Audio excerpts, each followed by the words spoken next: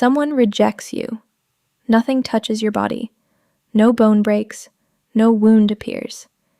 And yet your chest tightens. Your stomach drops. Your sleep disappears.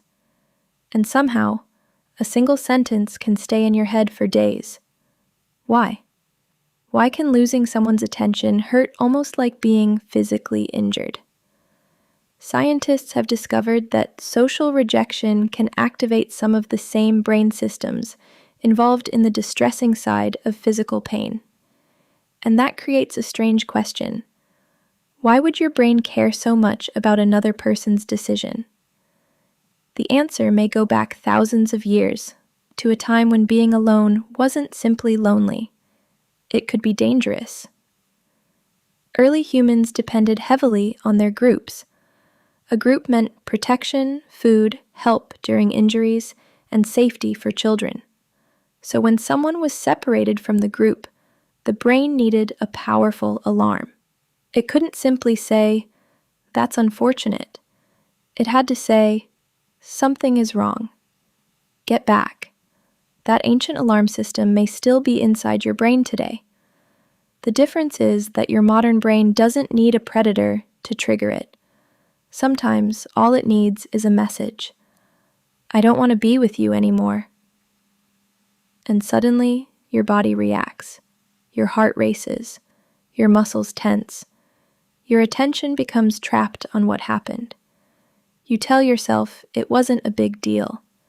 But another part of your brain is asking, has my connection to this person just disappeared? Scientists have actually watched what happens inside the brain during rejection. In studies involving people who had recently experienced unwanted breakups, researchers found activity in brain regions involved in the distressing aspects of physical pain. The experiences aren't identical. Rejection isn't literally the same thing as breaking a bone. But there is enough overlap to explain why emotional pain can feel physically real, and then things become even stranger. Physical pain usually has a clear story. You get injured. The injury heals. The pain fades. But rejection can come back years later. Someone can say one sentence to you, and months or even years afterward, your brain can replay the entire moment. Where you were, what they said, what you felt. Sometimes nothing is happening in the present. Yet your body reacts as if something is happening now. Your brain doesn't only remember rejection. Sometimes it can recreate the feeling. And rejection doesn't even have to be direct. Sometimes nobody tells you they don't want you. You send a message, no reply. You check again, still nothing. You see them online, still nothing. Now your brain has a problem. Did I do something wrong? Did they lose interest? Are they ignoring me? Why haven't they answered? The event itself is simple. It's just silence. But your brain hates uncertainty. So it starts filling in the empty space with possibilities.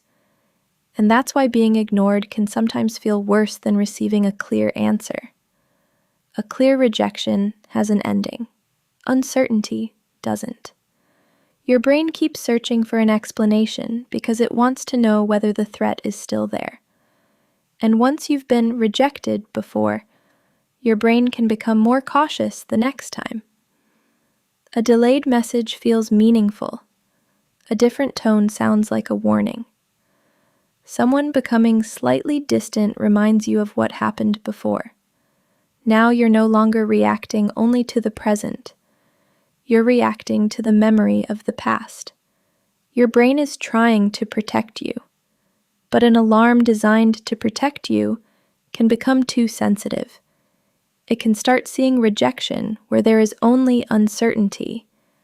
And yet, there's another fascinating side to this. The same social world that can cause the pain can also reduce it. Support from another person can change how painful experiences feel. A person can become a source of threat, but another person can become a source of safety. Your brain isn't constantly asking only, Am I in pain? It's asking something deeper. Am I safe? And sometimes the answer depends on who is beside you. This is why rejection can feel so much bigger than it logically should. You're not simply losing someone's attention. Your brain may be interpreting the event as a threat to something much older. Connection. Think about the rejection you remember most clearly. Maybe it was a relationship, maybe a friendship, maybe someone you wanted to impress, or maybe it was something that seemed insignificant at the time, a message that never received a reply, a group that stopped inviting you, a person who suddenly became distant. You probably don't remember every ordinary conversation you had that month, but you remember that one. You remember where you were. You remember what they said. You remember what you felt. That's because your brain doesn't treat every experience equally. It keeps emotionally important experiences available because they may contain information about future danger. So the next time rejection hurts more than you think it should, don't immediately assume that you're weak. Your brain was built in a world where belonging mattered, where separation mattered, where losing your place in a group could have consequences. We now live in a world where rejection can arrive through a text message, a notification, a message left unanswered, a friendship slowly disappearing. But your brain doesn't always understand how small the event is. It only knows that someone important has moved away. And somewhere inside you, an ancient question appears. Am I still safe here? Maybe that's why rejection hurts. Not because you're too sensitive, not because you're weak, but because for one of the oldest parts of your brain, connection was never just a feeling. It was survival.